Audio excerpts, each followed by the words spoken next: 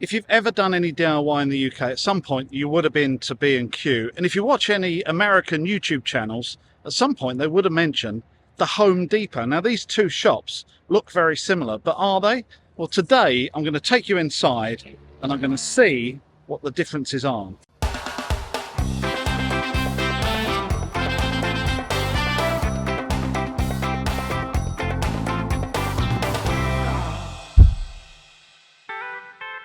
The Home Depot was founded in 1978, nearly 10 years after B&Q started.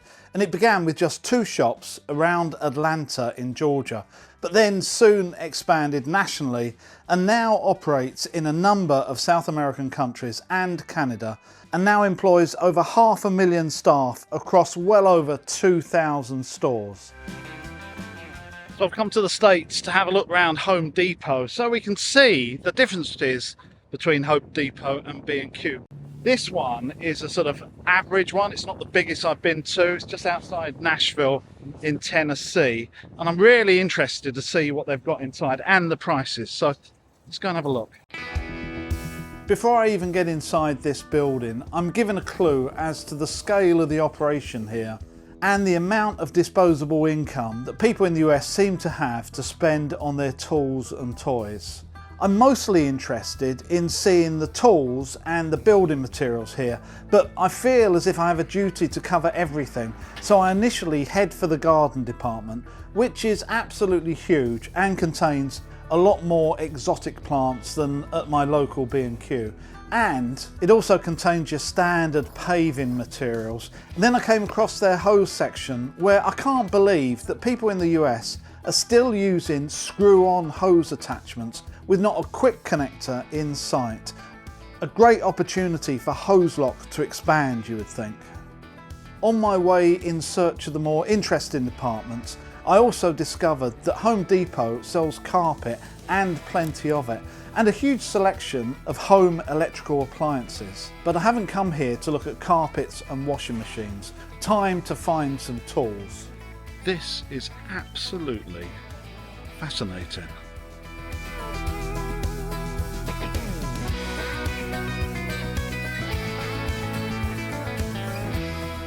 This is the big 12-inch sliding miter saw from DeWalt, and here it's on for $650, and you can also just pick it up and walk away with it. It's the big one. Remember, to all of these prices you see on the shelf, you still need to add sales tax, which in the area that I'm in is just around about 10%. But however you look at it, something like this Ryobi Airstrike brad nailer in the UK is £180.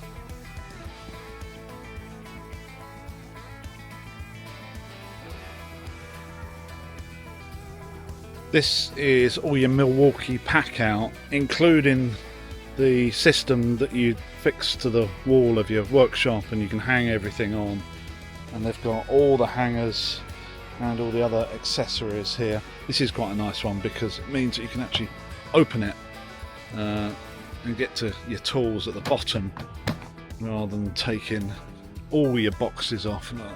You can fit out your workshop to your heart's content.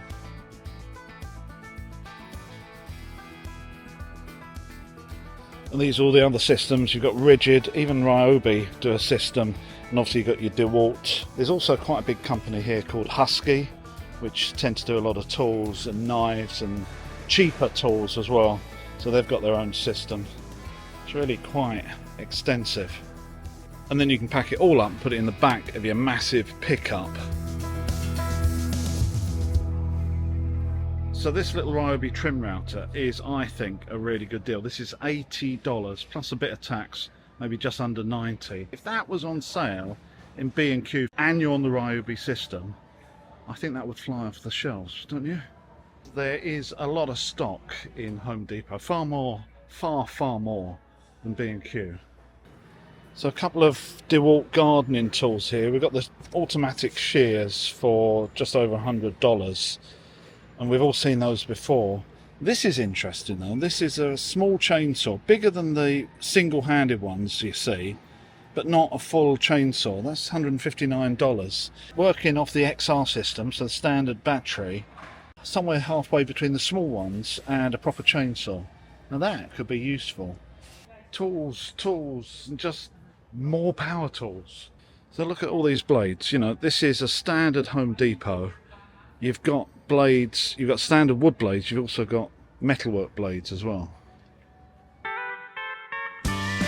There is no doubt that Home Depot hold an enormous range and stock of not only power tools, but all the attachments and the bits and pieces that go with them.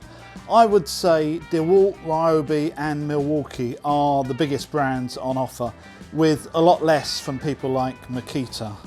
It's very much a stack it high and watch it fly type marketing in this store, which I absolutely love. And what I really like is it includes things like table saws and nail guns and paint sprayers, the types of tools you rarely see on a shelf in the UK. For instance, like these cartridge guns, sometimes called spit gun or hilty gun, that fire into steel or concrete. You're just not going to be able to see them in the UK.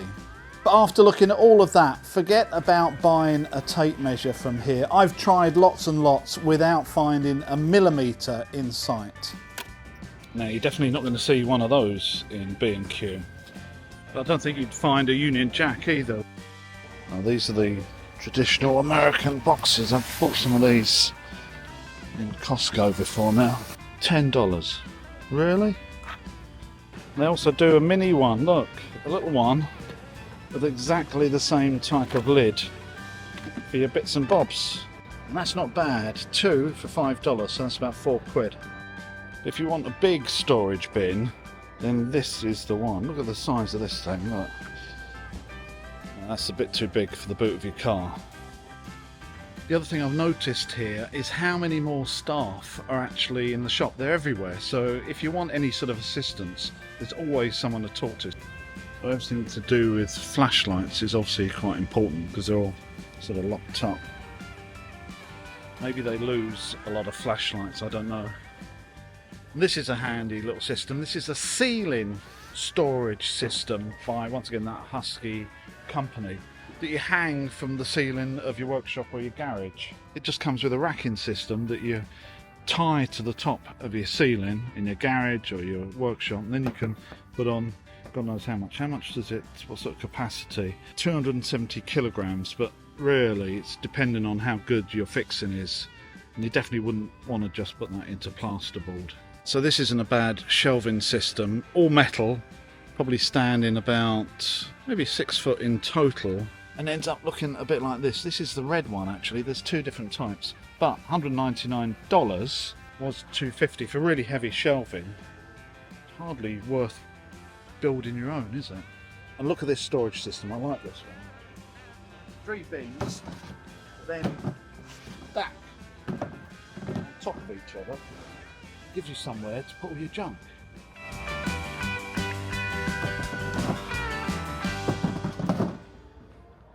The one thing I have noticed with all the treated timber is it all feels fairly wet.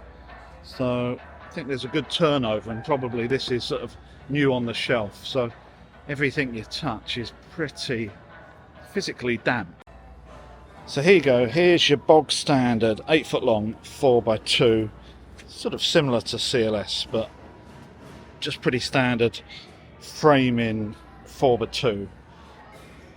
Now in the UK that would be about £8. Here it's $385. And that's why everyone on YouTube from the States ends up using 4x2, because why not when it's like less than half the price of the UK? That's cheaper than what we pay now for 3x2 CLS. Lots and lots of decking boards, including obviously the composite ones, the plastic ones of various different colours, but also including the traditional wood. You can get some pretty long lengths of this. This must be 16 foot long. Just notice this one out of traditional timber at the bottom. Once again, it's pretty wet. 16 foot long, $13. So with tax, that might be $13.50, $14. No grooves on it, just completely plain, but still really wet. That is a lot cheaper than you can get a decking board in B&Q. Sort of construction grade plywood is about $40, which is probably about the same as the UK. It's one of the few things I've seen that's the same price as in the UK. So looking at that, MDF and plywood about the same cost as the UK. Lumber, a lot cheaper. So these are the sort of things I like finding, as well as all the galvanised brackets they've got here. They've got brackets that you can connect timber or lumber to make sort of gazebos and stuff like that. But you need some chunky lumber to use something like that. And if you want, you've even got mesh and expanded metal, and even, oh, it's not very long, but little bits of rebar. What's this, 12mm rebar? Rod chair. Now these you might not have come across before, but essentially if you're pouring a base and you're putting rebar in a base, you don't want it to sit on the bottom, as is traditional in nearly every video I see. So you put this in the pour, the rebar sits on these little channels here, you wire it all together, and that keeps it like in the middle of the pour. Well, that's pretty high actually. That must be an 8-inch thick slab. I suppose you can get different types. There you go, you've got some more mesh chairs as well. Sometimes they're called chairs, and it just essentially just keeps the rebar off the ground in the centre of the pour, which is exactly where you want it. So having things like this here really shows you that it's not just a DIY shop. This is where builders are, and if you look out the front, you can tell just by the types of trucks and the vehicles in the car park who is shopping in here. And it's everyone, it's not just DIYs, it's builders, anyone constructing, because stuff like this isn't very DIY. They have a bit of everything. Even this mesh here that you'll put in foundations and slabs, and you got your longer rebar, probably sort of 10-foot lengths there. $7-8 a piece, that's not bad. And even formers for pouring columns and bases. These are the sort of things that you might sit your deck on, sitting up off the ground in the States. Different diameters. You put your rebar in there, pour concrete in there, and then strip it off, and you've got a ready-made concrete column. And after a couple of hours of looking around, for just over £3, I couldn't resist picking up a traditional Home Depot bucket so I can go home with all my purchases in.